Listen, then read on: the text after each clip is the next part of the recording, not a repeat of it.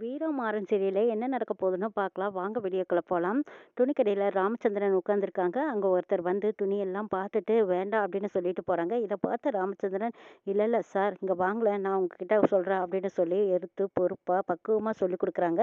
சொன்னதுக்கப்புறம் அவங்களும் அவங்க பேச்சுக்கு மதிப்பு கொடுத்து, "சரி எடுத்துக்கிறேன்" அப்படின்னு சொல்லி ரூ. 25,000க்கு சரக்கு எடுத்துடுறாங்க. இத பார்த்த மாறன் ஆச்சரியப்படுறாங்க. "அடே அப்பா! இதெல்லாம் பேச்சு நுணுக்கம், பேச்சு திறமை இருந்தா மட்டும் தான் ஒரு வியாபாரத்துல நம்ம ஜெயிக்க முடியும்னு புரிஞ்சுக்கிறாங்க. அப்போ மாறன் கிட்ட வந்து ராமச்சந்திரன் சொல்றாங்க, "இத பாருப்பா, எடுத்தோம் கவுத்தோன்னு யார்கிட்டயும் பேசக்கூடாது. பேச்சு திறமையாலேயே சில பேர்த்துக்கிட்ட வியாபாரம் பண்ணணும். இதுதான் வியாபாரத்தோட நுணுக்கங்கிறாங்க." இது கேட்ட மாறனே அதிர்ச்சி ஆச்சரியப்படுறாரு. "அப்பா, உங்களோட பேச்சு திறமை வேற, எங்களோட நடவடிக்கைகள் வேறேங்கிறாங்க." "ஆமாப்பா, எல்லாமே அனுபவம் தான். அனுபவத்துல வர்றது தான் திறமை. அத நீங்க நாள் போக்குல பழகிக்கணும்னு" சொல்றாங்க ராமச்சந்திரன். "சந்தோஷம்ப்பா" அப்படின்னு சொல்லிட்டு எல்லாரும் வீட்டுக்கு போறாங்க. போனதும் அந்த பணத்த கொண்டு வந்து ராமச்சந்திரன் கையில குடுக்குறாங்க. வள்ளி தான் கொண்டு வந்து குடுக்குறாங்க. இது ராமச்சந்திரன், "எதுக்கு வள்ளி என்கிட்ட குடுக்குறேன்னு?" கேட்கவும், "மாறனும் வீராவும் தான் உன்கிட்ட குடுக்க சொன்னாங்கண்ணே. நீ தானே எப்பவுமே கணக்கு வழக்கு பார்ப்ப. இந்தா நீ வச்சுக்கோ" அப்படின்னு சொல்லி குடுக்குறாங்க வள்ளி. "இல்ல, இல்ல, இனிமே பொறுப்பு எல்லாத்தையும் நீ அவங்களே பார்த்துக்கட்டும். இதுவரைக்கும் நான் பார்த்ததெல்லாம் போதும். இன்னும் எத்தன நாளைக்கு நானே பார்த்துட்டு இருப்பேன். இனிமே அவங்களுக்குன்னு அனுபவம் வரணும்ல. அவங்க கையில பொறுப்ப குடுத்துரு. அதுதான் நல்லது" அப்படின்னு சொல்லிடுறாங்க ராமச்சந்திரன். "ஆமாண்ணே, நீ சொல்றதும் சரிதான்" அப்படின்னு சொல்லிட்டு வள்ளி திரும்ப கொண்டு மாறன் கையில குடுக்குறாங்க. அங்க கார்த்தி வந்து மாறன் கிட்ட பணம் கேட்குறாரு. "டேய், உனக்கு எதுக்குடா பணம்னு?" கேட்குறாங்க. "எனக்கு அர்ஜென்ட்டா தேவைப்படுது, குடுத்தே ஆகணுங்கிறாங்க." அப்போ கேள்வி மேல கேள்வி கேட்குறாங்க மாறன். இத பார்த்துக்கிட்டு இருந்த வீரா சொல்றாங்க, "டேய் மாறா, இதுவே உங்க அப்பாவா இருந்தா இந்த மாரி கேள்வியெல்லாம் கேட்க மாட்டாங்க. அவரு ஒரு தேவைன்னு தானே கேட்குறாரு. நீ குடுக்காம வேற யார் குடுப்பா? குடுங்கிறாங்க." "இல்ல வீரா, செலவு செய்யறது ரொம்ப அசால்ட்டான விஷயம். அது சீக்கிரம் செஞ்சிடலாம். ஆனா அது சம்பாதிக்கிறது எவ்வளவு கஷ்டம் அதெல்லாம் தெரியுதா? ஆனா விசுக்குன்னு கேட்குறானே, அதான் கேட்டதும் எடுத்து குடுத்தா நமக்கு தேவைங்கிற போது நம்ம யார்கிட்ட போய் நிக்கிறது? நம்மளே கஷ்டத்துல இருக்கோம். அப்படி இருக்கும்போது நம்ம பணத்த செலவு பண்ணி என்ன செய்யறது? அதுக்கு தான் நான் கேள்வி கேட்டேங்கிறாங்க. இருந்தாலும் அவர் கேட்டு இல்லைன்னு போறது கஷ்டமா இருக்குதுல்ல. நீ குடுத்து தான் ஆகணும்" அப்படின்னு வீரா சொல்லிட்டு இருக்காங்க. இந்த பக்கம் மாறனும் கார்த்தியும் பேசிட்டு இருக்காங்க. இருந்தாலும் மாறனுக்கு சொன்னது கார்த்திக்கு மனசுல, அப்பாவா இருந்தா இப்படியெல்லாம் கேள்வி கேட்க மாட்டாரு. நமக்கு தேவைங்கிற பணத்த குடுத்துட்டு இருந்தாரு. இப்போ மாறன்கிட்ட போய் கையேந்தி கேட்கிற அளவுக்கு ஆயிப்போச்சே அப்படின்னு வருத்தப்பட்டு நிக்கிறாரு கார்த்தி. விருந்தா கார்த்திகிட்ட ஃபோனை கேட்குறாங்க. ஃபோனை கொடுக்கும்போது அவங்க பேச முடியல. "என்னது, ஃபோனுக்கு பில் கட்டலையாங்கிறாங்க?" "ஆமாங்கிறாங்க." அப்போ போய் மாறன் கிட்ட சொல்லவும், "அடடா, இருந்த காசெல்லாம் மூஞ்சுதுடா. சரி விடு, நாளைக்கு காலையில் உனக்கு கட்டிடுறேன்" அப்படின்னு சொல்கிறாங்க. கார்த்தியும் சரிங்கிறாரு. ஆனால் இதையெல்லாம் பார்த்துட்டு இருந்த விஜய் ஒரு பிளான் பண்ணுறாங்க. அதுலேயும் பார்த்துட்டு ரொம்ப சந்தோஷப்பட்டுக்கிட்டு இருக்கிறாங்க. "என்னம்மா பாட்டியா, குடும்பம் ரொம்பவே வறுமையில் இருந்துட்டு இருக்குது. பற்றாக்குறையில் வாழ்க்கை நடத்திட்டு இருக்காங்க. இன்னும் கொஞ்ச நாளையில் ரோட்டுக்கு கொண்டு வந்து நிறுத்த போகிறோம் பாரு.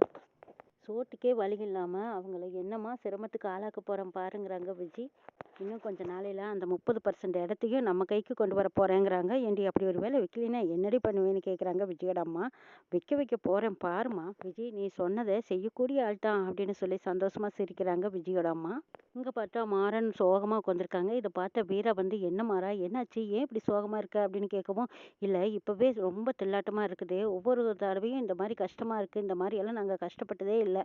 ஃபோன் பில்லுக்கு கூட காசு இல்லையேன்னு கார்த்தி எவ்வளோ வருத்தத்தில் இருக்கான் பார்த்தியா? இந்த மாதிரி நாங்கள் ஒரு நாளும் பணத்துக்காக நாங்கள் கஷ்டப்பட்டதே எங்களுக்கு தெரியாது. அந்த அளவுக்கு இப்போ கஷ்டமான நிலைமையை அனுபவிச்சுட்டு இருக்கோமேன்னு நினைக்கும்போது கவலையாக இருக்குதுங்கிறாங்க. இப்படித்தான் குடும்பத்தை நம்ம சமாளிக்க போகிறோன்னு எனக்கு தெரியல வீரா" அப்படின்னு சொல்லி மனமிட்டு பேசுகிறாங்க மாறன். "டேய், நான் இருக்கும்போது நீ எதுக்குடா கவலைப்படுற? நீ ஒன்றும் கவலைப்படாத, எல்லாம் பார்த்துக்கலாம் விடுங்கிறாங்க வீரா.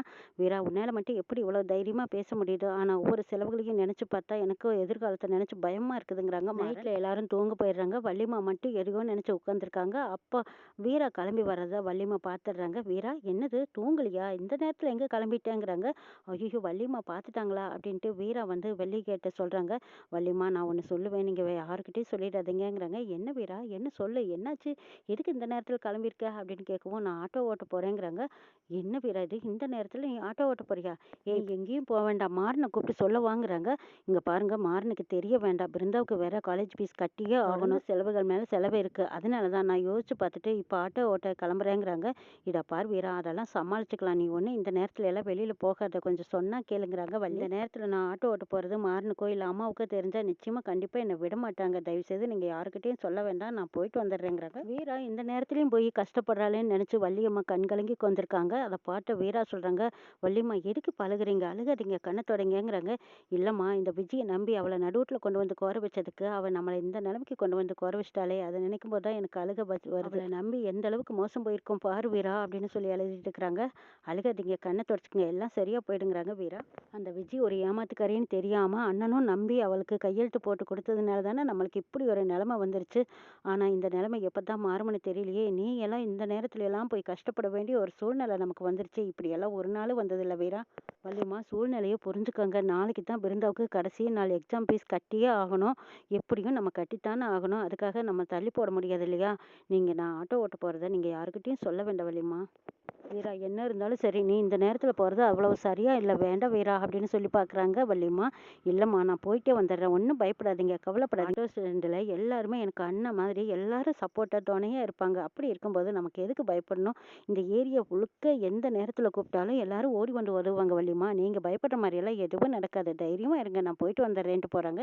இது எல்லாம் விஜி பார்த்துக்கிட்டே இருக்காங்க. ஓஹோ, நைட்ல போய் ஆட்டோ ஓட்டி நீ சம்பாரிச்சு கொண்டு வந்து உன் தங்கச்சியை படிக்க வைக்க போறியாடி? வீரா அங்கிருந்து ஆட்டோ ஓட்டிக்கிட்டு கிளம்புறத பார்த்துட்டு இருந்த விஜி ஒருத்தருக்கு ஃபோன் பண்ணி, டே, நான் ஃபோட்டோ ஒன்று அனுப்புவேன், அந்த ஃபோட்டோவில் வரவள நீ ஆளையே முடிச்சிடு, கதையை முடிச்சதும் எனக்கு ஃபோன் பண்ணு, நான் உனக்கு எவ்வளோ பணம் வேணாலும் அனுப்புறேங்கிறாங்க. இதை கேட்ட அந்த நபரும், என்ன மேடம் சொல்றீங்க, என்ன ஆளையே முடிச்சிருதா அப்படின்னு சொல்லவும், ஆமாண்டா, அவன் கதையை முடிச்சுட்டு எனக்கு ஃபோன் பண்ணு, உன்னோட அக்கௌண்ட்டுக்கு பணம் வந்து சேர்ந்துருங்கிறாங்க விஜி. மேடம், நீங்கள் சொன்ன வேலையை நான் முடிக்கிறேன், நீங்கள் முதல்ல ஃபோட்டோவை அனுப்புங்க, நான் பார்க்குறேங்கிறாங்க. இந்த வீராவை ஃபோட்டோவை அனுப்புகிறாங்க விஜி.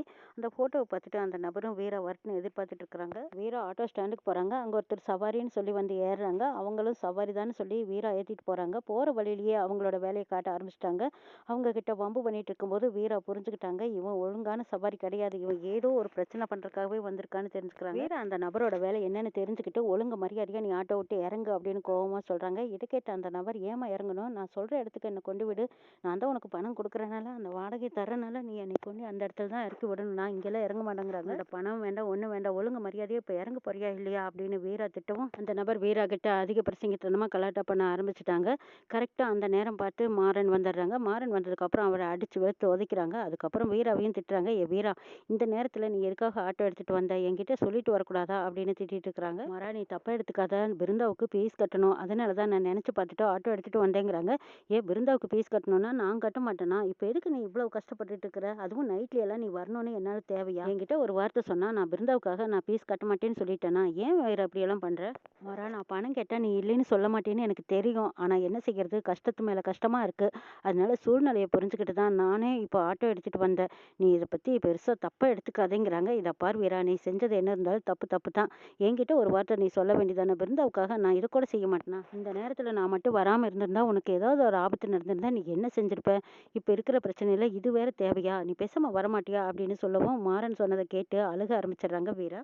வீரா, என்னாச்சு, எதுக்கு அழுகுற, நீ எப்பவும் தைரியமா இருக்கிறவ, நீ இந்த நேரத்துல கோழையை இப்படி அழுதுட்டு இருக்கிறத பார்க்கும்போது என் மனசுக்கு கஷ்டமா இருக்கு, இப்போ எதுக்கு அழுகுற அப்படின்னு கேட்குறாங்க. இல்லடா, நம்மளுக்கு இப்படி ஒரு சூழ்நிலை வந்துருச்சேன்னு எனக்கு நினைச்சு வருத்தமா இருக்குதுங்கிறாங்க. நானும் இவ்வளவு நாளா தைரியமா தான் இருந்தா, ஆனா எவ்வளவு நாளைக்கு தான் இவ்வளவு கஷ்டங்களையும் மனசுக்குள்ள வச்சு பூட்டி வச்சிருக்க முடியும், ஆனா நம்மளை இந்த நிலைமைக்கு இந்த விஜய் கொண்டாந்து விடுவான்னு நான் நினைச்சு கூட பார்க்கலன்னு அழுகுறாங்க வீரா. வீரா, நீ எனக்கு தைரியம் சொல்லுவேன், நீயே இப்படி அழுகலாமா, முதல்ல அந்த விஜய் எதுக்காக அப்பா கிட்ட கையெழுத்து வாங்கினான்னு நம்ம தெரிஞ்சுக்கணும். அப்பா எழுதி கொடுத்த பத்திரத்தை வச்சுக்கிட்டு தானே அவன் இந்த ஆட்டம் ஆடிட்டு இருக்கா, கடை வீடு எல்லாமே அனுபவிச்சுட்டு இருக்கா, 30% ஷேர் இருக்குதுல்ல, அது அத்தையோட பேர்ல தானே இருக்கு, என்ன காரணம் சொல்லி பத்திரத்துல கையெழுத்து வாங்கினான்னு தெரியல, அந்த பத்திரத்தை முதல்ல நம்ம எடுத்தாகணும், அது நம்ம கைக்கு வந்தா தான் அது என்ன ஏதுன்னு நம்ம தெரிஞ்சுக்கிட்டு கடை வீடு எல்லாமே நம்ம திருப்ப முடியும், நம்மளும் பழைய நிலைமைக்கு வர முடியும்.